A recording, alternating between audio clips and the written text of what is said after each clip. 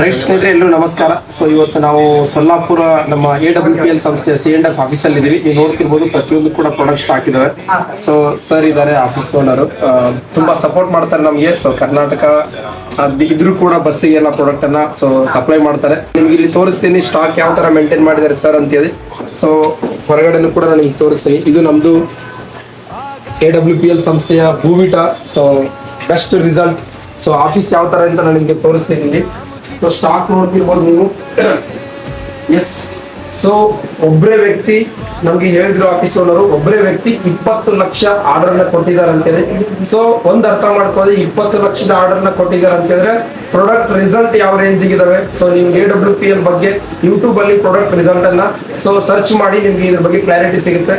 So ಇನ್ನೊಂದು ನಾನು ನಿಮ್ಗೆ ತೋರಿಸ್ತೀನಿ ಯಾವ ಲೆವೆಲ್ಗೆ ಆಫೀಸ್ ಮೇಂಟೈನ್ ಮಾಡಿದ್ದಾರೆ ಸರ್ ಅಂತ ಹೇಳಿದ್ರೆ ನಿಜವಾಗ್ಲೂ ಖುಷಿ ಆಗುತ್ತೆ.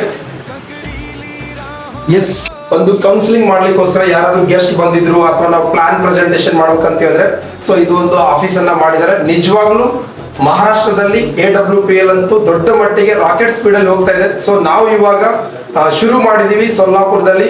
ಸೊ ಇದ್ರ ಬಗ್ಗೆ ಯಾರಿಗೆ ಹೆಚ್ಚಿನ ಮಾಹಿತಿ ಬೇಕು ನಮ್ಮನ್ನ ಕಾಂಟ್ಯಾಕ್ಟ್ ಮಾಡಿ. Thank you so much. Jai Hind, Jai Bharat, Jai Asli PS.